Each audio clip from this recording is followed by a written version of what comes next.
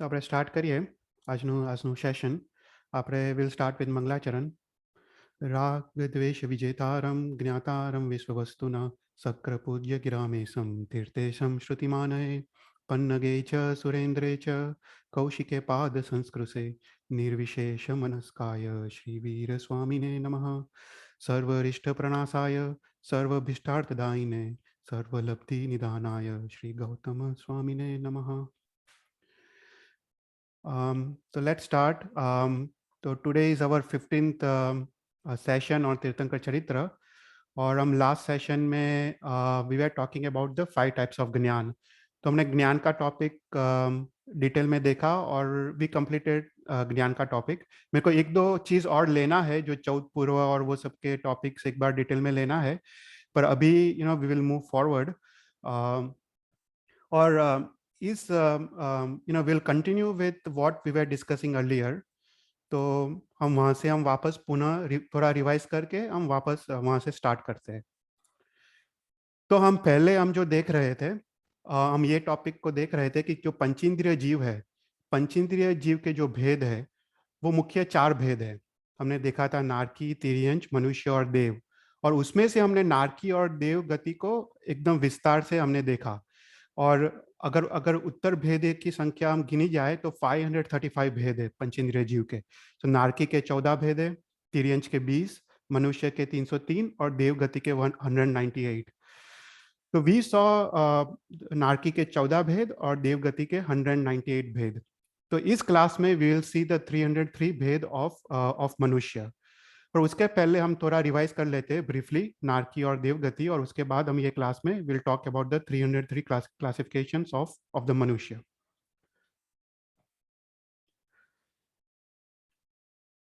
तो हमने देखा था कि जो अपना जो 14 राजलोक है वो 3 विभागों में विभाजित है. तो उसमें है ऊर्ध्वलोक है, मध्यलोक है और फिर अधोलोक है. और देखा कि जो ऊर्ध्वलोक है उसका हाइट 7 रज्जु से 7 रज्जु, जो अधोलोक है उसका हाइट भी 7 रज्जु से, और जो मध्यलोक है उसका हाइट 1800 योजन से. जो हम जो भूमि पे है उसको स्वयं भूतल भूमि कहते हैं. हमारा जो अर्थ है, हम जो भूमि पे है उसको स्वयं भूतल भूमि कहते हैं. और जो मध्यलोक है उसका दूसरा नाम तिरछालोक है. वो 900 योजन ऊपर और 900 योजन नीचे, स्वयं भूतल भूमि के ऊपर और नीचे उतना एक्सटेंड होता है. तो टोटल 1800 योजन है.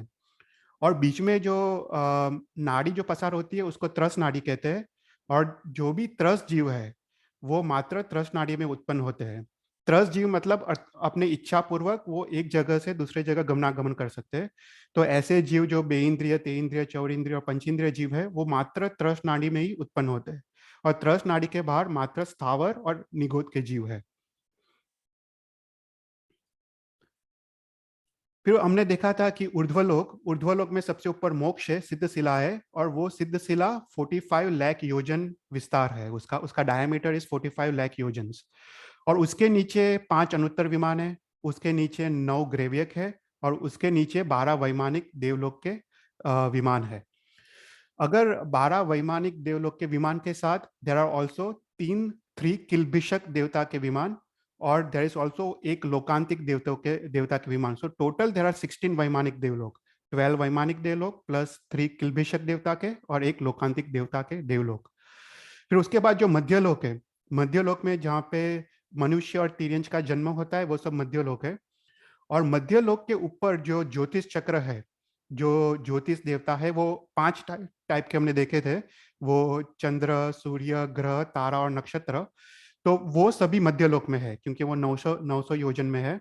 और स्वयं भूतल भूमि के नीचे व्यंतर, व्यान व्यंतर और तिरवरुंबक देवता वो सभी मध्यलोक में है because they are within the 900 योजन बिलो द स्वयं भूतल भूमि. और उसके बाद जो अधोलोक है, अधोलोक में हमने देखा देर आर 25 टाइप्स ऑफ भुवनपति देवतास. उसमें 10 टाइप्स ऑफ असुर कुमार्स एंड 15 टाइप्स ऑफ परमाधामी देवतास जो पहले रत्न प्रभा भूमि में रहते हैं. और उसके बाद है 7 नारकीस. तो जस्ट एक बार थोड़ा ब्रीफली देख लेते हैं. हमने देखा कि नारकी जो है वो उसके 14 भेद है. और देर आर 7 टाइप्स ऑफ नारकी, जो रत्न प्रभा, सर्कर प्रभा, वालुका प्रभा, पंख प्रभा, धूम प्रभा, तम प्रभा और महातम प्रभा. और उसमें जो रहने वाले जीव है उसके नाम है. तो रत्न प्रभा में जो नारकी के जीव है उसको हम धम्मा कहते हैं। सेकंड नारकी में वंश, शैला, अंज, रिष्टा, मग और मागवती। तो ये वो जीवों के नाम है। और ये 7 प्रकार के जीव क्षेत्र के हिसाब से है। पर ये जीव पहले अंतर्मुहूर्त में अपर्याप्त अवस्था में होते हैं। जब वो 6 पर्याप्ति पूर्ण करते हैं उसके बाद वो पर्याप्त हो जाते हैं। तो आपको पता होगा 6 पर्याप्ति कौन सी है, हमने वो भी देखा था। तो नारकी और देवलोक के जीव कभी अपर्याप्त अवस्था में उसकी मृत्यु नहीं होती है, उनका अवश्य निश्चय उनकी पर्याप्ति फिनिश होती है और अंतर्मुहूर्त के बाद वो पर्याप्त हो जाते हैं। तो टोटल डिविजन है 14। और बीच में कोई भी क्वेश्चन हो तो मुझे पूछना। अभी हम सिर्फ थोड़ा रिवाइज कर रहे हैं, उसके बाद हम मध्यलोक की तरफ आगे बढ़ेंगे। और हमने देखा था कि जो 7 नारकी है उसकी जो थिकनेस है वो कम होते जाती है। पहली नारकी का 180,000 योजन था, और ऐसे नीचे नीचे जाके जो 7th नारकी है उसकी 108,000 योजन है। और उसका जो डायमीटर है, उसका जो विड्थ है, वो इंक्रीज होते जाता है। तो पहला नारकी का 1 रज्जु था, और नीचे जाओ 7th नारकी का वो 7 रज्जु उसका डायमीटर है। ये सभी गोल है, वलयाकार का है। तो इट्स बेसिकली डायमीटर इज 7 रज्जुस। और ये जो भूमिज है वो नारकी की Bhumij, it's supported by 3 layers.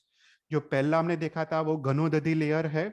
घनोदधि वो एक थिक वाटर लेयर है जो 20,000 योजन्स का वो थिकनेस है। उसके नीचे घनवात है, वो थिक एयर है, वो असंख्य योजन्स है। उसके नीचे तनवात है, वो थिन एयर है, वो भी असंख्य योजन्स है। और उसके बाद आकाश है, आकाश भी असंख्य योजन से। फिर उसके बाद सेकंड नारकी आती है, वापस घनोदधि, घनवात, तनवात, ऐसे करके उसका स्ट्रक्चर है। और नारकी के जीवों का देखा था कि जो हाइट है वो इंक्रीज होते जाता है। पहली नारकी में 7 धनुष के हाइट है, और जो 7th नारकी में 500 धनुष की हाइट है। तो अगर देखें पहले नारकी के जीव, राइट, 7 धनुष 3 हाथ, मतलब क्लोज टू 33 फीट। मतलब हमारा हाइट है क्लोज टू 6 फीट। तो हमारे से एटलीस्ट 5 to 6 टाइम्स बड़े बड़े होते हैं, जस्ट टू कंपेयर जो पहली नारकी के जीव। और फिर उसके बाद उनका हाइट इंक्रीज होते जाता है। और उसके बाद हमने देखा कि आयुष्य भी इंक्रीज होते जाता है। जो पहली नारकिंग में जो जगन्य आयुष्य है वो 10,000 साल का है, उत्कृष्ट आयुष्य 1 सागरोपम का है। और ऐसे करके नीचे जाओ तो 7वीं नारकी में जगन्य आयुष्य 22 सागरोपम, और जो उत्कृष्ट आयुष्य है वो 33 सागरोपम का है। फिर हमने देखा था जो पहली नारकी है रत्न प्रभा भूमि, उसमें जो अपने मध्यलोक में सबसे सेंटर में मेरू पर्वत है। हम ये सब काफी डिटेल में देखेंगे आगे। पर ये जो मेरू पर्वत है, मेरू पर्वत भी वो नीचे तक जाता है। यहाँ पे पिक्चर में दिखाया नहीं है, पर मेरू पर्वत भी 1000 योजन नीचे तक जाता है। तो ये मेरू पर्वत के नीचे जो पहले 80 योजन से उसमें व्यान व्यंतर देव रहते हैं। फिर उसके बाद 800 योजन तक व्यंतर देव रहते हैं। तो ये सब मध्यलोक का पार्ट है। और उसके बाद अधोलोक शुरू होता है। तो अधोलोक में नरक के प्रतर्स है और असुर कुमार देवता के प्रतर्स है। तो ऐसे 13 प्रतर्स है। नरक का प्रतर, असुर कुमार का प्रतर, वापस नरक का प्रतर, वापस नाग कुमार का प्रतर, ऐसे करके 13 प्रतर्स है। और लास्ट में शून्य पिंड है जो 1000 योजन है थिकनेस। उसके बाद घनोदधि, घनवात और तनवात। तो ये सबने देखा था, वी आर जस्ट रिवाइजिंग। और देखा था कि डिपेंडिंग ऑन कौन से प्रतर में जीव का जन्म होता है उनका आयुष्य इंक्रीज होते जाता है। तो अगर पहले प्रभा भूमि में भी 13 प्रतर से, तो पहले प्रतर में जो जीव जन्म लेता है उसका जगन्य आयुष्य 10,000 साल और उत्कृष्ट आयुष्य 90,000 साल। और ऐसे करके जो 13th प्रतर में जो जन्म लेता है वो उसका आयुष्य सागरोपम तक उसका इंक्रीज होता है। तो ये था नारकी का ब्रीफ रिवीजन। उसके बाद हमने देखा था देवलोक का। तो देवलोक में देर आर 198 डिविजन्स। तो देवलोक में देर आर 3 डिविजन्स, जो ऊर्ध्वलोक में जो देवता है, मध्यलोक में जो देवता है, और जो अधोलोक में जो देवता है। जो ऊर्ध्वलोक में जो देवता है वो 38 टाइप्स के हैं। जो 12 वैमानिक देवलोक के देवता, 3 किलभिषक, किलभिषक मतलब सर्वंट देवता जो लोगों का काम करते हैं, ऐसे सर्वंट देवता। फिर 9 ग्रेवियक, 5 अनुत्तर और 9 लोकांतिक देवता। ये लोकांतिक जो देवता होते हैं उनका ये अंतिम भव होता है, और नेक्स्ट भव में वो मोक्ष में जाने वाले होते हैं। और जब भगवान का जब दीक्षा कल्याणक आता है, जब ये लोकांतिक देव आके भगवान को याद कराते हैं कि तुम्हारा दीक्षा समय नजीक आ रहा है और तुमको दीक्षा लेनी है और धर्म तीर्थ की स्थापना करनी है। ये सब लोकांतिक देवता होते हैं, वो भगवान के परम भक्त होते हैं। फिर उसके बाद हमने देखा मध्यलोक में। मध्यलोक में 8 व्यंतर देवतास, 8 व्यान व्यंतर देवतास, ये व्यंतर और व्यान व्यंतर देवता जो है वो जनरली उनके भुवन नहीं होते, वो झाड़ों में रहते हैं, नेचुरल नेचुरल प्लेसेस जैसे रिवर्स और वो सब में रहते हैं। और ये सब मध्यलोक में है। फिर 10 तिर्यक रुंभक देवतास। ये तिर्यक रुंभक देवतास जब भगवान का जन्म होता है तब वो आके पैसे का दान करते हैं। वो पैसा लेके पैसा पैसा इकट्ठा करके आते हैं। और जब वर्षी दान करना होता है भगवान को तब उनको डिफरेंट डिफरेंट जगह से वो पैसा पैसा लेके आते हैं, जहाँ पे भी जो अनयूज पैसा हो, जिसका पैसा जिसका कोई ओनर ना हो, जो वो पैसा अनक्लेम्ड हो, ऐसा 14 राजलोक में जहाँ पे भी वो जेम्स और ज्वेलरीज और वो सब है वो सब लेके आते हैं और भगवान को वर्षीदान के वक्त वो देते हैं। फिर उसके बाद जो 5 ज्योतिष, जो चर ज्योतिष है और 5 अचर ज्योतिष, तो हम ये भी हम थोड़ा डिटेल में देखेंगे जब हम लोक लोक का वर्णन करेंगे। पर जो अरिद्वीप में जो ज्योतिष है वो सब चर ज्योतिष है। चर मतलब मूविंग। जो अरिद्वीप में जो भी ज्योतिष के देवता है, जो भी प्लैनेट्स है, स्टार्स है, वो सब मेरू पर्वत के राउंड वो उनकी उनकी गति होती है, तो वो सब चर बोलते हैं, मतलब मोबाइल। और जो अरिद्वीप के बाहर जो भी ज्योतिष देवता है वो असंख्य है, वो सब स्टेबल है, मतलब वो मूव नहीं होते। तो अरिद्वीप के बाहर सभी अचर ज्योतिष है।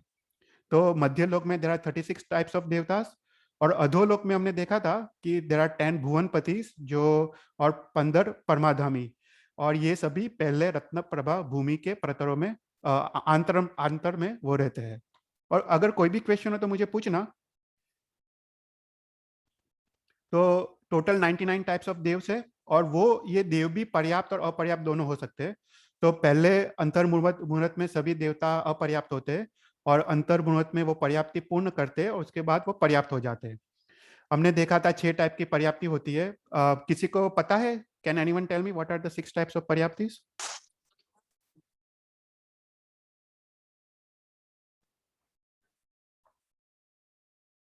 ठीक है। तो पहला हमने देखा था कि आहार पर्याप्ति होती है, उसके बाद शरीर पर्याप्ति, इंद्रिय पर्याप्ति, श्वासोश्वास पर्याप्ति, उसके बाद भाषा पर्याप्ति और मन पर्याप्ति, राइट। तो ये 6 टाइप की पर्याप्ति देवता और नारकी के जीव अवश्य पूर्ण करते हैं, वो अपर्याप्त अवस्था में उनकी मृत्यु नहीं होती है। पर मनुष्य और तिर्यंच की मृत्यु हो सकती है अपर्याप्त अवस्था में। सो टोटल क्लासिफिकेशन ऑफ देवतास 198 है। फिर उसके बाद हमने देखा था 15 टाइप के परमाधामी देवतास। ये परमाधामी देवतास दे गिव टॉर्चर। वो बेसिकली नरक के जीवों को टॉर्चर करते हैं, और उनका सिर्फ थर्ड नरक तक ही वो टॉर्चर करते हैं, वो थर्ड नरक तक ही ट्रैवल कर सकते हैं। उसके बाद जो फोर्थ नरक के जीव है, 4th to 7th, उसमें सिर्फ क्षेत्रकृत वेदना होती है, उसमें परमाधामी की वेदना नहीं होती है। और जो 10 टाइप के असुर कुमार के देवता है, वो पहली रत्न प्रभा भूमि में रहते हैं। वो असुर कुमार, नाग कुमार जैसे धनेन्द्र वो नाग कुमार देवता है, ऐसे सुवर्ण कुमार, विद्युत कुमार, अग्नि कुमार। तो ये 10 टाइप्स ऑफ भुवनपति के देवता है। फिर उसके बाद हमने देखा 8 टाइप्स ऑफ व्यंतर। जो भगवान के जो यक्ष और यक्षिणी होते हैं वो सब व्यंतर है, व्यंतर कोटि के देवता से, जैसे चक्केश्वरी देवी, ऋषभ देव की पद्मावती देवी, वो सभी व्यंतर कोटि के देवता है। और उसके बाद 8 टाइप्स ऑफ व्यानवंतर है, जो हमने देखा था। तो ये सब यक्ष यक्षिणी के नाम है। और तिर्यक देवतास वो भी मध्य लोक के, देयर आर 10 टाइप्स ऑफ तिर्यक देवतास। फिर हमने देखा 5 टाइप्स ऑफ ज्योतिष, उसमें चर और 5 टाइप ऑफ अचर ज्योतिष देवतास। तो this are the total classifications of देवतास। उसमें हमने देखा कि जो भुवनपति के देवता से, व्यंतर के जो मध्यलोक के देवता से, ज्योतिष और वैमानिक, तो ये जो देवता है वो सब कल्पोपन्ना देवता कहते हैं। कल्पोपन्ना का अर्थ हमने देखा था कि उसमें इंद्र होता है और उसमें राज्य व्यवस्था होती है। और ये सब देवता भगवान के जब जन्म होता है, जब स्नात्र महोत्सव होता है, तो ये सभी देवता आते हैं। तो all this देवतास they come for celebrations. पर उसके बाद जो ऊपर के देवता से 5 अनुत्तर और 9 ग्रेवियक, वो कल्पातीत देवतास बोलते हैं। वहां पे कोई इंद्र नहीं होता है, वहां पे कोई राज्य व्यवस्था नहीं होती है, वो स्वयं के इंद्र होते हैं, मतलब उनको अहिम इंद्र कहते हैं। तो ये सब वो स्वयं ही इंद्र होते हैं। तो ये सब वो कभी कोई भी कहीं पे भी सेलिब्रेशंस में नहीं आते, भगवान के 5 कल्याणक में ये ऊपर के देवता नहीं आते हैं, तो इसलिए उनको कल्पातीत देवता कहते हैं। तो this are total classifications of 198 types of देवतास। और हमने देखा था कि उनकी हाइट, राइट, उनकी हाइट नारकी के जीवों के कंपैरिजन में काफी कम होती है। जो भुवनपति, व्यंतर, ज्योतिष और फर्स्ट और सेकंड वैमानिक देवता के देव है, उनकी हाइट मैक्सिमम 7 हाथ होती है, मतलब क्लोज टू अर्थ, हमारी ऐसे 6 फीट होती है, तो 1 फुट ज्यादा। फिर जैसे जैसे ऊपर जाते हैं ऐसे हाइट कम होती जाती है, और 5 अनुत्तर विमान के जो देवता है उनकी हाइट मात्र 1 हाथ की होती है। और उनका आयुष्य है, भुवनपति का मिनिमम 10,000 ईयर्स होता है, और जैसे ऊपर ऊपर जाते हैं वैमानिक देवलोक का जो 5 अनुत्तर विमान के देवता है उनकी आयुष्य 33 सागरोपम होती है। राइट, तो यहां तक हमने ब्रीफली देखा था। तो इस क्लास में हम आगे बढ़ते हैं, will talk about the classifications of मनुष्य। ये बहुत ही इंटरेस्टिंग टॉपिक है मनुष्य का, और इसको हम काफी डिटेल में देखेंगे। Will probably spend 6-7 classes on this classification. उसमें हम लोक का स्वरूप भी काफी डिटेल में देखेंगे। तो मनुष्य के मुख्य 3 भेद है। जो मनुष्य कर्मभूमि में जन्म लेते हैं, जो मनुष्य अकर्म भूमि में जन्म लेते हैं, और जो मनुष्य अंतर्द्वीपों में जन्म लेते हैं। तो मुख्य क्षेत्र के हिसाब से 3 टाइप्स ऑफ मनुष्य है। जो कर्म भूमि है वो 15 है, 5 भरत, 5 ऐरावत और 5 महाविदय। जो अकर्म भूमि है वो 30 है, और जो अंतर्द्वीप है वो 56 है। तो total there are 101 types of मनुष्य बेस्ड ऑन क्षेत्र, कौन से क्षेत्र में वो जन्म लेते हैं उसके हिसाब से देर आर 101 टाइप्स ऑफ मनुष्य। तो कर्म भूमि किसको कहते हैं? तो जहां पे असी मसी कृषि रूप जीवन व्यवहार चल रहा हो उसको कर्म भूमि कहते हैं। असी मतलब जहां पे शस्त्र, वेपन्स, उसका प्रोडक्शन होता हो, युद्ध आदि होता हो, उसको असी कहते हैं। मसी मतलब स्वाध्याय, जहाँ पे शास्त्र लेखन, द्वादशांगी आदि सब होता है, उसको मसी कहते हैं। और खुशी मतलब फार्मिंग। तो ये 3 का जो व्यवहार होता है, ये 3 का जब कर्म होता है उससे लोग जीवन व्यवहार चलाते हैं, उसको कर्म भूमि कहते हैं। उसके अलावा दो जो 63 शला का पुरुष है, 63 जो शला का पुरुष है वो मात्र कर्म भूमि में ही जन्म लेते हैं। तो 63 शला का पुरुष कौन से है? 24 तीर्थंकर, 12 चक्रवर्ती, 9 बलदेव, 9 वासुदेव और 9 प्रतिवासुदेव। तो ये 63 महापुरुष मात्र कर्म भूमि में ही जन्म लेते हैं। और कर्म भूमि ही ऐसी भूमि है जहां से हम मोक्ष जा सकते हैं। मोक्ष के द्वार मात्र कर्म भूमि में ही ओपन होते हैं। उसके बाद तीर्थंकर जन्म लेके धर्म तीर्थ की स्थापना करते हैं। उसके बाद जहाँ पे तप, संयम आदि धर्म की आराधना होती हो उसको कर्म भूमि कहते हैं। तो ये कर्म भूमि टोटल 15 है। जो अपना जम्बू द्वीप है, जम्बू द्वीप में एक भरत, एक ऐरावत और एक महाविदेश क्षेत्र है। उसके बाद जो घाटकी कंड है जम्बू द्वीप के बाहर, तो उसमें 2 भरत, 2 ऐरावत और 2 महाविदेश क्षेत्र है। और उसके बाद जो पुष्करावर्त द्वीप है उसमें भी 2 भरत, 2 ऐरावत और 2 महाविदेश क्षेत्र है। तो टोटल कर्मभूमि 15 है। फिर उसके बाद अकर्म भूमि। तो अकर्म भूमि किसको कहते हैं?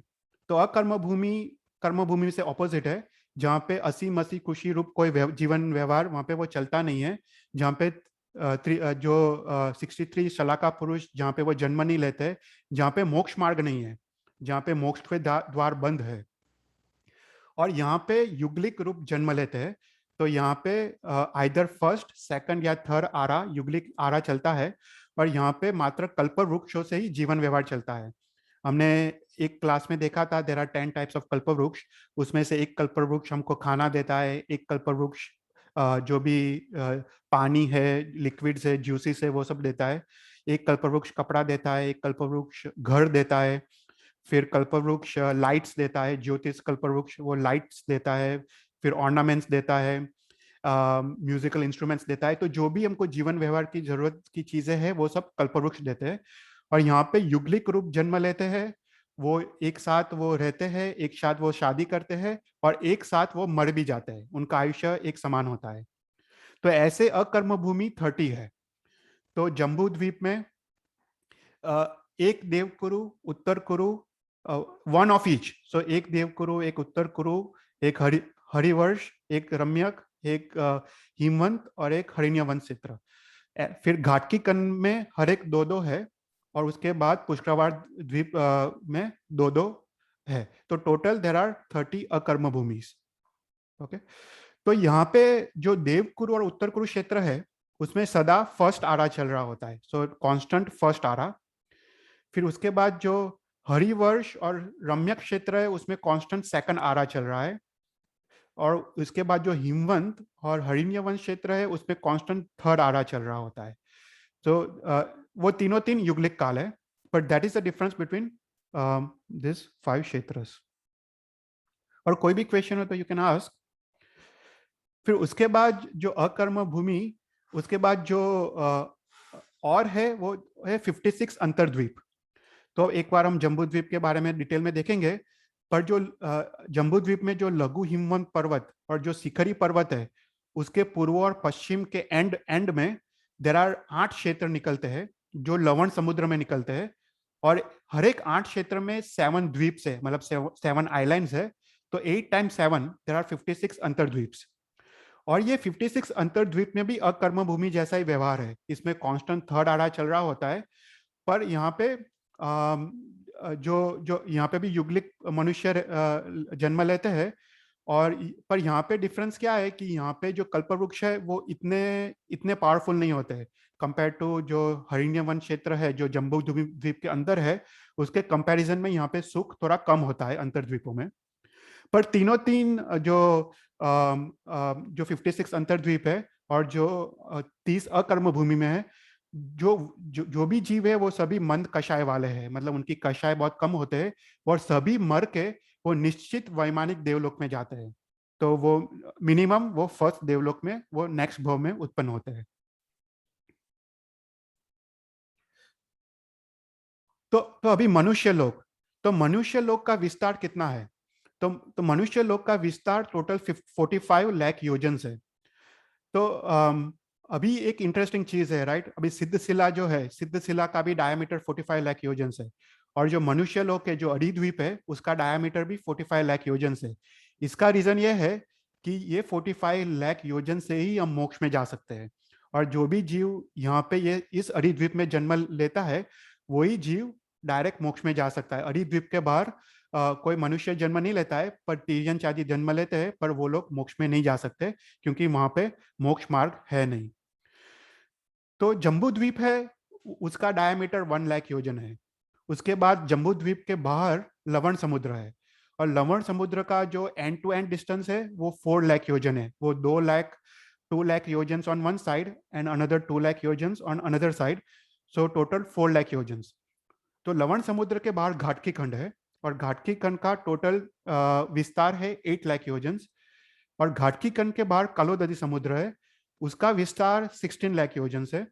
और उसके बाद बाहर पुष्करावर्त द्वीप है, उसका डायमीटर 32 लाख योजन है। पर ऐसा है कि मनुष्य मात्र अर्ध पुष्करावर्त के क्षेत्र में ही जन्म ले सकते हैं, तो इसलिए 32 डिवाइड बाई 2 16। तो इफ यू टोटल एवरीथिंग, तो टोटल अरिद्वीप का जो डायमीटर आता है वो है 45 लाख योजन्स। तो यहाँ पे सिंप्लीफाइड मैप है। तो हमारा जो मनुष्य लोक है उसमें सेंटर में मेरू पर्वत है। ये जो मेरू पर्वत है उसका हाइट 1 लाख योजन है। सो बेसिकली जो जम्बू द्वीप का जो डायमीटर है उतना ही मेरू पर्वत का हाइट है। जम्बू द्वीप का डायमीटर इज 1 लाख योजन, और मेरू पर्वत का हाइट भी 1 लाख योजन है। और जो मेरू पर्वत का जो बेस डायमीटर है वो 22,000 वो 10,000 योजन है, जो बेस डायमीटर। उसके बाद मेरू पर्वत के बाहर जम्बू द्वीप है, जो हम यहाँ पे रहते हैं जम्बू द्वीप में। उसके बाहर लवण समुद्र है, उसके बाहर घाटकी खंड है, उसके बाद कलोदधी समुद्र है, और उसके बाद अर्ध पुष्करावार द्वीप है। तो ये जो पुष्करावार द्वीप है वो यहाँ पे एंड में मनोसत्तर पर्वत है, और मनोसत्तर पर्वत के अंदर ही मनुष्य जन्म ले सकते हैं, तो इसलिए हम बोलते हैं अर्ध पुष्करावार द्वीप। इसके बाहर भी आधा पुष्करावार द्वीप यहाँ पे बाकी है, पर यहाँ पे कोई मनुष्य जन्म नहीं लेता है। मनोसत्तर पर्वत के बाहर कोई भी मनुष्य जन्म नहीं लेता है, तो इसलिए इसको बोलते हैं अरिद्वीप। सो 2.5 द्वीप। तो इतने क्षेत्र को मनुष्य लोग बोलते हैं। और उसके बाद जो अर्ध पुष्करावार द्वीप के बाद असंख्य द्वीप और समुद्र है, जो उसकी उसकी जो विस्तार है वो डबल डबल होते जाता है। और टोटल जो तिरछालोक, इसको पूरा तिरछालोक बोलते हैं। टोटल तिरछालोक का जो डायमीटर है वो 1 रज्जु है। 1 रज्जु मतलब असंख्य योजन, उसका डायमीटर 1 रज्जु है। और जो लास्ट दो द्वीप और समुद्र है उसका नाम है स्वयंभू रमन द्वीप और स्वयंभू रमन समुद्र। तो ये असंख्य द्वीप और समुद्र के बाद है। तो ये पूरा तिरछा लोक है। या कोई भी क्वेश्चन हो तो पूछना। तो विल जस्ट ये थोड़ा हम ब्रीफली ये क्लास में देख लेते हैं और फिर नेक्स्ट क्लासेस में will go into much more detail. पर इस क्लास में वी वांट टू अंडरस्टैंड कि कर्मभूमि कौन सी है, अकर्मभूमि कौन सी है, और 56 अंतर्द्वीप कौन से है। तो ये जम्बू द्वीप है, जो जम्बू द्वीप में सेंटर में मेरू पर्वत है। तो ये जम्बू द्वीप टोटल 7 क्षेत्रों में डिवाइडेड है, and it's divided because of the 6 पर्वत। तो टोटल 6 पर्वत है। तो पहला पर्वत है ये लघु हिमवंत पर्वत है। उसके बाद दूसरा पर्वत है महा हिमवंत पर्वत। उसके उत्तर में निषेध पर्वत।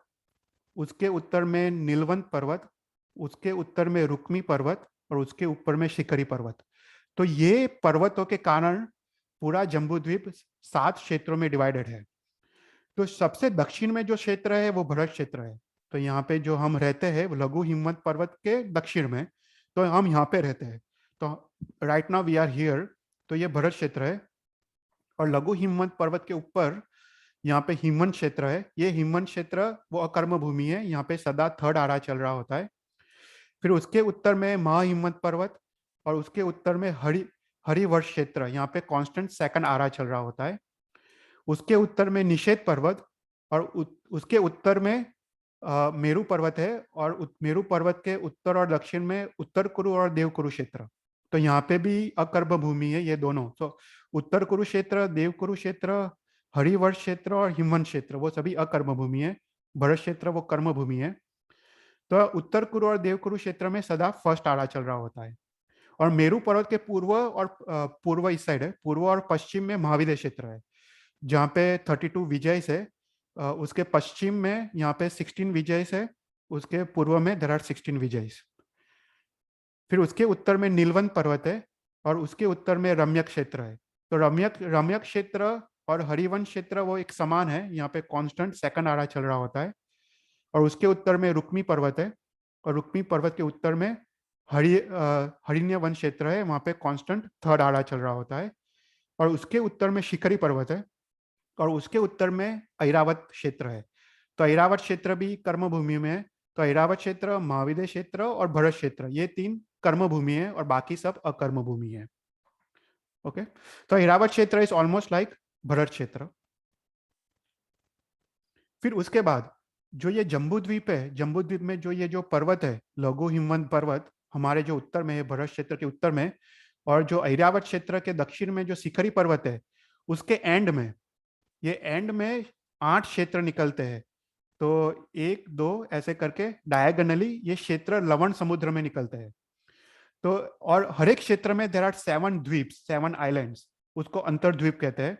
यहाँ पे युगलिक ये भी एक अकर्म भूमि जैसा ही है, पर उसको सेपरेट किया है, उसको अंतर्द्वीप बोलते हैं। तो ऐसे 7 टाइम्स 8 देर आर 56 अंतर्द्वीप, ये सभी लवण समुद्र में है। ओके। ये 3D मैप है। हम इसको आज इतना डिटेल में नहीं देखेंगे, पर this is just to give representation. हम थोड़ा काफी डिटेल में will go into details of all this. पर दिस इज जम्बू द्वीप, सेंटर में मेरू पर्वत है, और फिर यहाँ पे लवण समुद्र है। तो लवण समुद्र का भी डिस्क्रिप्शन बहुत ब्यूटीफुल है, उसमें काफी सारे आइलैंड्स, काफी सारे चैत्य, जीन चैत्य और काफी सारी चीजें हैं जो हम देखेंगे। तो ये अड़ी द्वीप है। तो अड़ी द्वीप में हमने ये जो अंदर का क्षेत्र देखा वो जम्बू द्वीप है, और उसके बाहर ये घाटकी खंड है। और घाटकी खंड में 2 मेरू पर्वत है, और 2 महाविद्य क्षेत्र है, 2 भरत क्षेत्र है, 2 ऐरावत क्षेत्र है, और बाकी के भी जो भी अकर्म भूमि है सभी 2 है यहाँ पे। और उसके बाद कलोदधी समुद्र है, और कलोदधी समुद्र के बाद पुष्करावर्त द्वीप है। और पुष्करावर्त द्वीप में भी सब कुछ 2 है। यहाँ पे 2 मेरू पर्वत है, 2 महाविद्य क्षेत्र है, दक्षिण में 2 भरत क्षेत्र है, उत्तर में 2 ऐरावत क्षेत्र है, और सभी ये रम्य क्षेत्र, हरियवन क्षेत्र वो सब कुछ 2 है। हरिवर्ष क्षेत्र इट्स ऑल ट्वाइस। और यहाँ पे मानुषोत्तर पर्वत है। तो मानुषोत्तर पर्वत बेसिकली डिवाइड द पुष्करावर्त द्वीप इनटू 2। तो उसके बाहर भी यहाँ पे भी पुष्करावर्त द्वीप है, पर यहाँ पे सिंस मनुष्य जन्म नहीं लेते इसलिए यहाँ पे अर्ध पुष्करावर्त द्वीप तक हम स्टॉप हो जाते हैं। ओके, कोई भी क्वेश्चन हो तो पूछना। So these are 101 classifications that was based on क्षेत्र। तो ये जो मनुष्य के जीव है वो दो टाइप के होते हैं, एक गर्भज होते हैं और दूसरे समूढ़ होते हैं। तो गर्भज मतलब क्या? जो माता पिता या स्त्री पुरुष के संयोग से जो उत्पन्न होते हैं उसको गर्भज कहते हैं। तो देर आर 101 टाइप्स ऑफ गर्भज। और जो माता पिता के संयोग के बिना जो अपने शरीर से जो भी अशुचि, जो भी लिक्विड्स जो निकलते हैं, वो लिक्विड्स अगर अंतर्मुहूर्त तक रहे तो उसके बाद समूढ़ मनुष्य उत्पन्न होते हैं। तो वो 101 टाइप्स के हैं। तो गर्भज मनुष्य 101 टाइप्स, समूढ़ मनुष्य भी 101 टाइप्स। और गर्भज में दो है, पर्याप्त और अपर्याप्त। तो गर्भज मनुष्य अगर वो छह पर्याप्ति पूर्ण करे, अंतर्मुहूर्त तक वो पर्याप्ति पूर्ण करता है, उसके बाद अगर वो जीवित होता है तो वो उसको पर्याप्त कहते हैं। पर वो अंतर्मुहूर्त में अगर मर जाता है, अगर किसी का जन्म किसी के च्यवन होता है, उसके बाद अगर अंतर्मुहूर्त तक उसका वो पर्याप्त ना हो पाए, उसके पहले उसकी मृत्यु हो जाए तो उसको अपर्याप्त कहते हैं। So total there are 303 types of मनुष्य, 101 टाइप्स ऑफ गर्भज मनुष्य, गर्भज पर्याप्त, 101 टाइप्स ऑफ गर्भज अपर्याप्त, और 101 टाइप्स ऑफ समूढ़। तो मेरे को ये क्लास में I want to discuss about this समूढ़, क्योंकि ये समूढ़ जीव जो मनुष्य है वो पंचेंद्रिय है और हम इसकी हिंसा हम कांस्टेंट करते रहते हैं। तो I wanted to talk about this समूढ़ अपर्याप्त मनुष्य। तो समूढ़ जीव समूढ़ मनुष्य क्या है? तो हमने देखा कि वो माता पिता के संयोग के बिना अपने शरीर में जो भी अशुचि पदार्थ है उससे वो उत्पन्न होते हैं। तो ये जो समूढ़ जीव है वो एक ही साथ असंख्य जीव उत्पन्न होते हैं, एक ही साथ। सो देर आर काउंटलेस ये समूढ़ मनुष्य उत्पन्न होते हैं, और वो निश्चय अपर्याप्त होते हैं। वो छह पर्याप्ति पूर्ण नहीं करते, वो इधर 4 पर्याप्ति या 5 पर्याप्ति पूर्ण करते हैं और उसके बाद वो मर जाते हैं। तो ये जो समूढ़ मनुष्य जो उत्पन्न होते हैं उसका उसका पाप हमको कांस्टेंट लगता रहता है। और शास्त्र में ये चीज लिखा है, ये बहुत सोचने जैसी चीज है कि जो एक इंद्रिय जीव, बेइंद्रिय, तेइंद्रिय और चौरिंद्रिय जीव, उसकी जो हत्या करते हैं उससे ज्यादा पाप हमको समूढ़ मनुष्य की हिंसा में लगती है। जो चौरिंद्रिय जीव जैसे बटरफ्लाई है, वो सब चौरिंद्रिय जीव है, उससे भी ज्यादा पाप हमको समूढ़ मनुष्य जीव के हिंसा में लगती है, क्योंकि वो पंचेंद्रिय जीव है। तो इसलिए हमको जैसे भी करके we have to find out कि हम ये हिंसा को कैसे रोक पाए, क्योंकि सबसे बड़ा पाप हमारा समूढ़ मनुष्य जीव की हिंसा में है। तो शास्त्र में लिखा है देर आर 14 वेज कि वो समूढ़ मनुष्य उत्पन्न होते हैं। तो हमारे जो शरीर में जो लिक्विड्स निकलते हैं वो 14, देर आर 14 डिफरेंट वेज वो समूढ़ मनुष्य उत्पन्न होते हैं। तो पहला है विष्टा। विष्टा मतलब जो भी हम वेस्ट प्रोडक्ट्स, जो सॉलिड वेस्ट है वो निकालते हैं, उसको विष्टा कहते हैं। उसके बाद यूरिन, मूत्र। उसके बाद कफ, अपने शरीर में जो भी कफ निकलता है। उसके बाद नासिका में मैल, अपने नोज में जो भी कचरा है, वो कचरे में भी समूढ़ मनुष्य उत्पन्न हो सकते हैं। उसके बाद वमन और उल्टी, जो भी वॉमिट हम करते हैं उसमें। उसके बाद जो भी सलाइवा है, हम जो भी खाते हैं पीते हैं, ग्लास, उसमें समूढ़ मनुष्य उत्पन्न होते हैं। फिर पित्त, पित्त मतलब एसिडिटी, हमारे जो एसिडिटी अगर बाहर निकले तो उसमें उत्पन्न होते हैं। परु, परु मतलब हमको कुछ लगता है और कुछ पक जाता है, राइट, उसमें उत्पन्न होते हैं। लोही मतलब ब्लड। वीर्य, और जो वीर्य जो सूख जाते हैं और वापस वो गीले हो जाते हैं, उसमें भी समूढ़ मनुष्य उत्पन्न होते हैं। उसके बाद पसीना, अपना जो स्वेट है, जो स्वेट बॉडी से छूटा पड़ता है, अपने बॉडी पे नहीं, बॉडी में स्वेट हो तब तक ओके है, पर जैसे ही वो स्वेट बॉडी से अलग पड़ता है और उसके बाद 48 मिनट्स के बाद उसमें समूढ़ मनुष्य उत्पन्न होते हैं। उसके बाद मनुष्य के डेड बॉडी में, इसलिए हमने अब हम हमारे में व्यवहार क्या है कि वो डेड बॉडी को हम बर्न कर देते हैं, राइट। जब तक वो डेड बॉडी बर्न ना हो उसमें समूढ़ मनुष्य उत्पन्न होते रहते हैं। उसके बाद स्त्री पुरुष के संयोग में, उसके बाद जो नगर में जो जो लैंड फिल्स है उसमें भी काफी लिक्विड वेस्ट होता है, तो उसमें भी। तो ये 14 डिफरेंट तरीके से समूढ़ मनुष्य उत्पन्न होते हैं। और जो ये समूढ़ मनुष्य है, हमने देखा कि कैसे उत्पन्न होते हैं। तो ये जो जो लिक्विड वेस्ट है, जब हमारे बॉडी से जब छूटा पड़ता है और उसके बाद 48 मिनट्स तक अगर वो सूखे नहीं, अगर वो ड्राई नहीं हो, तो उसमें वो समुद्री मनुष्य उत्पन्न होते हैं। अगर वो ड्राई हो जाए तो उसमें उत्पन्न नहीं होते, पर अगर वो 48 मिनट्स के बाद भी वो ड्राई ना हो तो उसमें समुद्री मनुष्य उत्पन्न होते हैं, और वो असंख्य प्रमाण में उत्पन्न होते हैं। और उसकी हिंसा का पाप यहाँ पे लिखा है, एक इंद्रिय पृथ्वी अपकाय बे इंद्रिय तेन्द्रिय चौंद्रिय से भी ज्यादा पाप हमको समुद्री जीव की हिंसा में लगते हैं। तो ये टॉपिक मेरे को लेना था कि समुद्री जीव की हिंसा हम कैसे रोक सकते हैं। There are few things I think we all can do, और हमको करनी चाहिए, जो बहुत सिंपल चीजें हैं, जो हम जीवन में रोज हम उसका पालन कर सकते हैं। तो पहला है, हम जो भी हम खाते हैं, जो भी डिश है, वो थाली धो के पीना चाहिए। ओके, और थाली भी एक बार धोना नहीं चाहिए, 3 बार धोना चाहिए, तो वो कंप्लीटली वो साफ हो जाए। और उसके बाद थाली को धोने के बाद, वो थाली को वो पानी पी लेने के बाद, उसको वेट उसको उसको जो कपड़ा है, ड्राई कपड़ा, उससे पूरा उसको उसको पूरा ड्राई कर देना चाहिए। तो ऐसी थाली में 48 मिनट्स के बाद समुचित जीव उत्पन्न होने की कोई संभावना नहीं है। ओके, तो ये चीज हम लोग सब लोग कर सकते हैं। रोज हम थाली धो के पी सकते हैं 3 बार, और उसके बाद उसको ड्राई कपड़े से पूरा साफ करके वो ड्राई कपड़ा सुखा देने का। और we have to make sure कि वो ड्राई कपड़ा भी 48 मिनट्स में सूख जाए। तो जैसे सन में सुखा दो, या ऐसी जगह पे सुखाओ कि घर के अंदर थोड़ा सन आए, तो ऐसे जगह पे वो 48 मिनट्स में वो ड्राई हो जाता है। तो हम ये बहुत बड़े पाप से हम बच सकते हैं।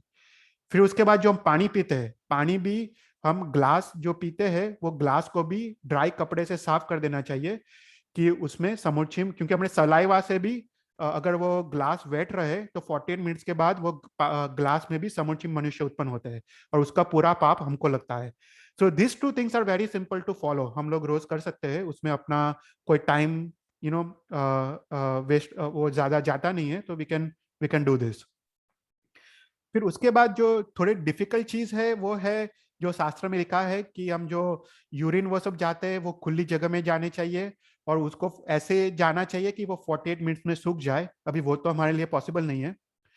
फिर उसके बाद लिखा है जो हम स्नान करते हैं, तो पहले में क्या था कि स्नान हम एकदम मिनिमम पानी से करते थे, और वो स्नान का पानी इकट्ठा करके हम बाहर उसको पलटते थे, कि ऐसे परतते थे कि वो स्नान का पानी भी 48 मिनट्स में सूख जाए। अभी ये इसलिए इंपॉर्टेंट है क्योंकि अपने शरीर में पसीना होता है, और जब हम स्नान लेते हैं तो ये वो पसीना अपने शरीर से वो अलग होता है, और 48 मिनट्स के बाद अगर वो स्नान का पानी सूखे नहीं तो उसमें भी समुचित मनुष्य उत्पन्न होते हैं। तो हमको ये पाप तो कांस्टेंट लगता ही है। ये हम जो यहाँ का जो वेस्ट सिस्टम हम यूज करते हैं, वो कांस्टेंट गीला का गीला रहता है जब तक उसका वो केमिकल ट्रीटमेंट ना हो, तो उसमें समुचित मनुष्य उत्पन्न होते हैं। ये पाप को हम रोकना मुश्किल है, पर only thing you can do is, तुम मिनिमम पानी से स्नान कर सकते हो। यू हैव टू डिसाइड कि मेरे को 5 मिनट से ज्यादा स्नान नहीं करना है, तो उस हिसाब से वो पाप को तुम कम कर सकते हो। फिर उसके बाद जो हम हाथ मुंह धोते हैं, वो भी एकदम कम पानी से धोना चाहिए, क्योंकि हाथ मुंह में भी पसीना है, राइट। तो वो भी एकदम कम पानी से धोना चाहिए कि समूची जिम सबसे कम उत्पन्न हो। फिर उसके बाद जो हम थूकते हैं, थूकने के बाद उसको रेती से कवर करना चाहिए, या राख से कवर करना चाहिए, तो उसमें वो 48 मिनट्स में वो सूख जाए। फिर उसके बाद जो जो पसीना है, तो जो हम बाहर हम जॉगिंग करके आते हैं या जो भी हम एक्सरसाइज करके आते हैं, तो उसके बाद हम कपड़े निकालते हैं। तो वो कपड़े निकालने के बाद अगर वो कपड़े 48 मिनट्स तक वो गीले रहे, तो 48 मिनट्स के बाद वो कपड़े में भी समुचित मनुष्य उत्पन्न होते हैं। तो शास्त्र में लिखा है वो कपड़े हमको बाहर डोरी पे सुखाने चाहिए। ऐसे एनवायरमेंट में जहाँ पे बाहर सन आता हो, हवा आती हो, तो 48 मिनट्स में वो सूख जाते हैं, इतना टाइम नहीं लगता है। पर हमको कपड़े निकाल के हमको डोरी पे लटकाने चाहिए बाहर, और उसको 48 मिनट्स में सुखा देना चाहिए कि उसमें समुचित मनुष्य जीव उत्पन्न न हो। और फिर द लास्ट बोलते हैं कि जो भी हम ड्राई क्लॉथ हम यूज करते हैं, जैसे हम पसीना लूसने के लिए, या थाली लूसने के लिए, ग्लास लूसने के लिए, वो तुमको सूर्यास्त के पहले उसको धो देना चाहिए। तो वापस जो उसका जो डेड बॉडी है, अगर कोई समुचित जीव है, तो वो भी वो साफ हो जाए, और दूसरे दिन वापस उसको फ्रेश क्लॉथ तुमको यूज करना चाहिए। तो ये टॉपिक मुझे लेना था क्योंकि this was very important topic. और there are few things you can definitely do, right. थाली धो के पीना, उसको ड्राई करना, साफ करना, ग्लास धो के पीना, उसको साफ करना, और मिनिमम पानी से नहाने का और मिनिमम पानी से मुंह धोने का, और उसके बाद कपड़े, पसीने वाले कपड़े को बाहर सुखा देने का। अगर हम इतना भी करें तो हम ये महान पाप, ये पंचेंद्रिय जीव की हत्या का पाप से हम बच सकते हैं। ओके, तो कोई भी क्वेश्चन हो तो मुझे पूछना। तो यहाँ पे हम will go forward with Ajitnath भगवान जीवन चरित्र। तो हमने लास्ट क्लास में देखा था कि अजितनाथ भगवान का, हमने चवन कल्याणक देखा था, उसके बाद अजितनाथ भगवान का जन्म कल्याणक देखा था। हमने देखा था कि स्नात्र महोत्सव कैसे करते हैं, जो कल्पोपन्ना देवतास है वो कैसे आते हैं और कैसे पूरा स्नात्र महोत्सव करते हैं। तो उसके बाद हम today's class will talk about Ajitnath भगवान का, उनका जीवन आगे, ये अजितनाथ भगवान का बालपन का जीवन, और उसके बाद अजितनाथ भगवान की राज्य व्यवस्था, और उसके बाद अजितनाथ भगवान की दीक्षा। सो बाल Ajitnath was taken care by 5 apsaras appointed by सक्रेंद्र, while बाल सागर, हमने देखा था कि अजितनाथ भगवान और सागर वो एक साथ जन्म लेते हैं और दोनों को 14 स्वप्न आते हैं, और अजितनाथ भगवान तीर्थंकर बनते हैं, तीर्थंकर बनने वाले हैं, और सागर वो चक्रवर्ती बनने वाले हैं। तो यहाँ पे जो शास्त्र में वर्णन आता है वो दोनों पैरेलल वर्णन आता है, अजितनाथ भगवान और सागर चक्रवर्ती का। So Ajitnath Bhagwan was taken care by 5 Apsaras appointed by Sakrendra, and Bal Sagar was taken care by 5 nurses appointed by the king. Ajit Swami sucked the nectar inserted in the thumb by the Dev. Aryan Paramatma does not nurse from mother or nurses. Sagar, on the other hand, nursed at proper times. The royal boys grew day by day like 2 branches of a tree. They climbed on king's lap like lion cubs. Their fathers smiled at their charming smiles and were astonished by their strengths. The nurses got tired running after them. The boys surpassed Vayukumar Devtas in speed and chased the birds. Walking at both the sides of king, clinging to his fingers, they looked like 2 sons of Meru Parvat. The king often looked at them as if they were Kalpavruks that had grown up in their house. With joy on the part of the king and the glory to the Ishwaku Kul, they both grew up and gradually became more and more mature. Aryan Paramatma possesses 3 kinds of knowledge: Matigyan, Shrutagyan, and Avdigyan. Ajit Nath himself knew all the arts, laws, and other things like science and grammar. On the other hand, on king's command, Sagar began to go to a teacher on an auspicious day, which was celebrated by a festival. In just few days, Sagar absorbed all the sciences, grammars, and other things. Sagar learned without difficulty the eightfold Ayurveda and also the knowledge of the strengths and effects of the herbs. He acquired knowledge of concerts consisting of 4 musical instruments. Without instructions, he knew the characteristics of elephants, their bodily characteristics and their medical treatments, and also the characteristics of horses and their treatments. He attained skill in fighting with bow, sword, shield, dagger, arrow, axe, trident, and other weapons in conformity with the Shastras. He became expert in all the arts, and he was adorned with good qualities and virtues. Ajitnath Bhagwan was served every moment by Sakrendra and other devtas with full devotion. Some devtas came and played with him as companions, eager for sight of Ajitnath. Some devtas became dwarpals, some carried his shoes, some carried his umbrella, some became servants, and some devtas carried his weapons while Bhagwan played. Sagar, after studying Shastras day by day, reported to the Bhagwan, like ministers reporting his duties. Sagar was very intelligent. He asked Bhagwan any doubts that was unexplained by the teacher, as Bharat Chakravarti used to ask the doubts to Rishabdev Bhagwan. Ajit Swami was able to resolve all the doubts quickly by Matignan, Shastras, and Avdignan. Before Bhagwan, Sagar rode horses, even wild ones, with or without a saddle. He exhibited to Bhagwan shooting an invisible object by sound, shooting a target in water. He showed the art of swords and shields. He showed skills with knives, the knife science and knife positions. Expert in all steps, from devotion to Bhagwan and a desire to be taught by him, he showed Ajitnath his skills in other weapons as well. And whatever was lacking in Sagar's arts, Bhagwan taught him. So both engage in various activities according to their natures. They cross the first period of life like travelers crossing the boundary of a village. Now, Shastra gives description of Ajitnath and Sagar Chakravarti's body. Adorned by entirely symmetrical bodies, some Chaturas Sansthan Nam Karma, and with joints called Vajra Rushabh Naraj Sanghayan Nam Karma, golden color body, 450 Dhanushya tall, their chest marked with Sri Vatsa. They attend youth characterized by the beauty of the body. They shone with dark hair. Their cheeks were like golden mirrors, and their eyes were tender and soft like petals of lotuses. Their shoulders were arched like an elephant, and their arms were long and fleshy like the king of serpents.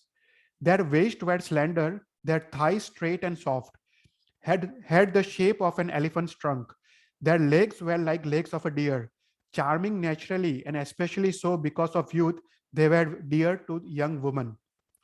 Ajitnath Bhagwan beauty excelled the beauty of Devtas, and Devs of Gravyak and Anuttar Vimans, and excelled the beauty of Aharak Sharirs, just as Mount Meru surpasses all the other mountains in size. One day, King Jit Satru, that is Ajitnath Bhagwan ka papa, talks to Bhagwan about marriage.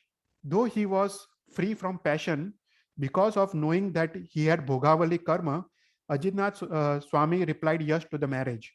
Then the king married him hundreds of magnificent women who had chosen Ajitnath Bhagwan as their husband. King also married several royal women resembling like goddesses to Sagar. Bhagwan Ajitnath, though he had conquered all the five senses, enjoyed pleasures with his wives in order to destroy Bhogavali karma. Sagar also amused himself with his wives in various and numerous sports and in many udyans. One day, King Jit Satru, who was disgusted with Sansar, said to their sons, who had reached the age of 18 lakh Purvas, all our ancestors took Diksha, which is fundamental for acquiring moksha. After they had protected the Bharat Kshetra for some lakhs of Purvas, they had transferred it to their sons. Hence, the same action of our ancestors is our action as well. Now, princes, we too are going to take Panch Mahavrats, and you too will be king and higher respectively. So give your consent now for our Diksha. Ajitnath Swami replied, Father, this is fitting for you. Nevertheless, I beg you, let my uncle, that is Sumitra Vijay, take the kingdom. For younger brother, well trained is always superior to a son. Sumitra Vijay replied, I will certainly not abandon my brother Jit Satru's feet to take the kingdom. Who will abandon Diksha for the sake of Sansar? Service to my elder brother is more important than the kingdom or the great sovereignty or the rank of Chakravarti or even Devlok. Then Ajitnath said to uncle, his brother, if you do not wish to take the kingdom, nevertheless remain here for our happiness. Jit Satru said, brother, consider what my son is saying urgently. Do not be overeager to take the Diksha. Seeing one son become Dharma Chakravarti and other son become Chakravarti, you will attain more happiness surpassing all other happiness. Though eager to take Diksha, Sumitra Vijay agreed and to stay in the Sansar. Jit Satru, delighted, crowned Ajitnath Bhagwan as king with a great festival. All the Bharat Kshetra rejoiced at his coronation.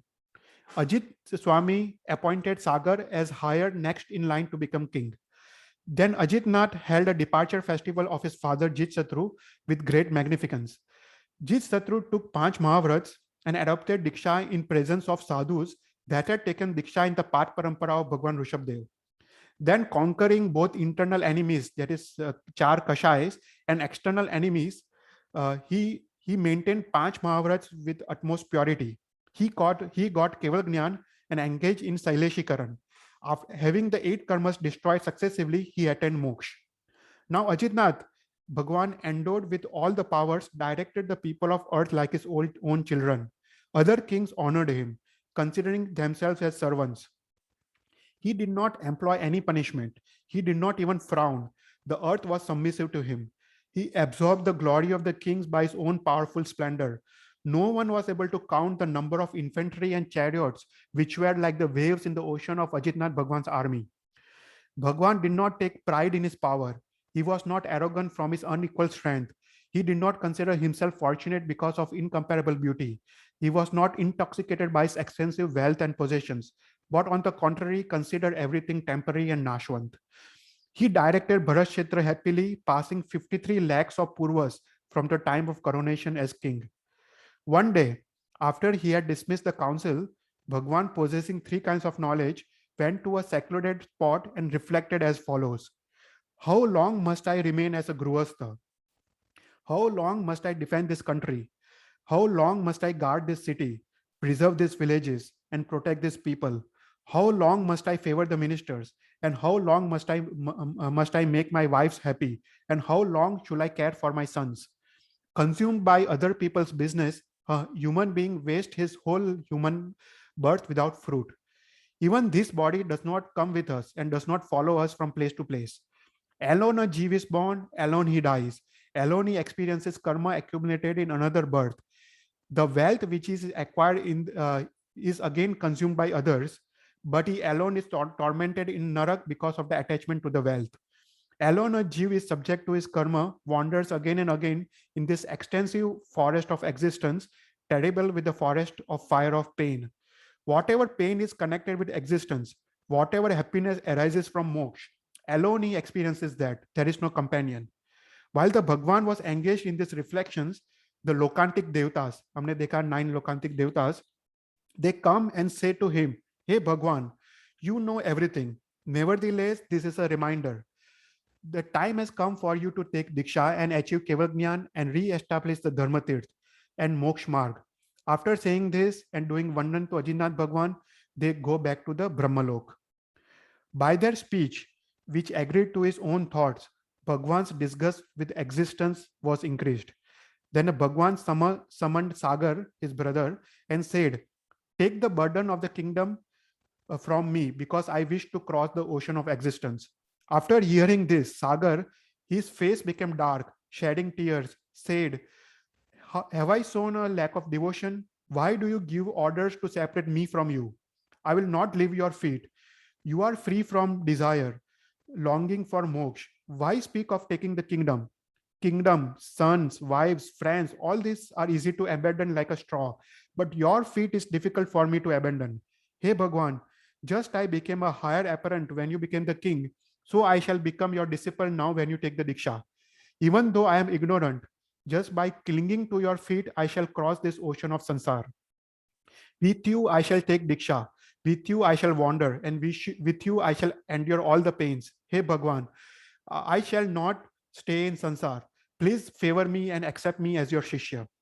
Ajitnath Bhagwan said, "Hey Sagar, your Bhogavali karma is not yet destroyed. When you had consumed this karma with pleasure as its fruit, as I have, you should take the Diksha at the right time.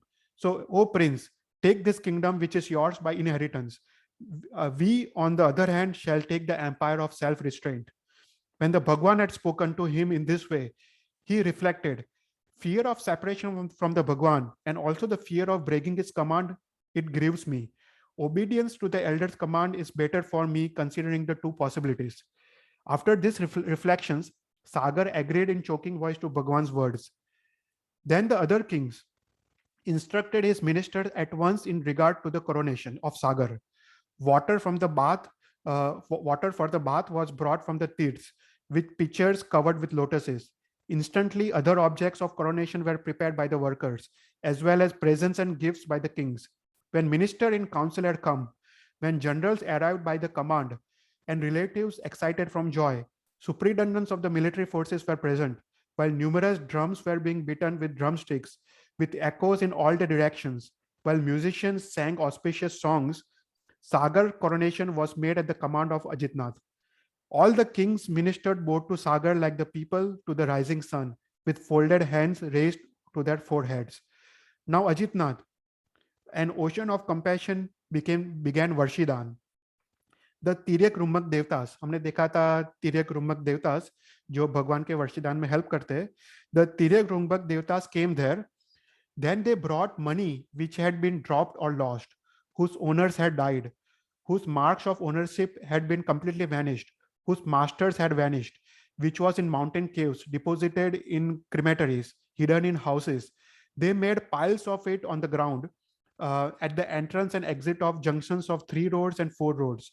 And every junction, Bhagwan had made a proclamation. Take this gold. Bhagwan, seated from sunrise to noon, gave to everyone whatever gold he asked for. Every day, Bhagwan gave 1 crore 8 lakhs of gold to everyone who came. In 1 year, Bhagwan gave Varshidan of 388 crores 80 lakhs of gold. As a consequence of Bhagwan, people got whatever they desired, and at the same time, they did not get greedy.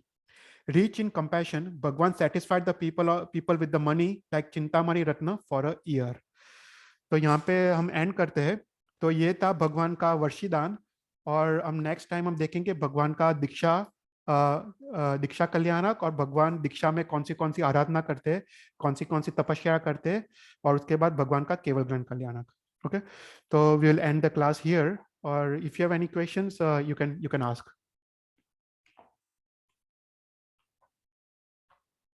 Anyone, any questions?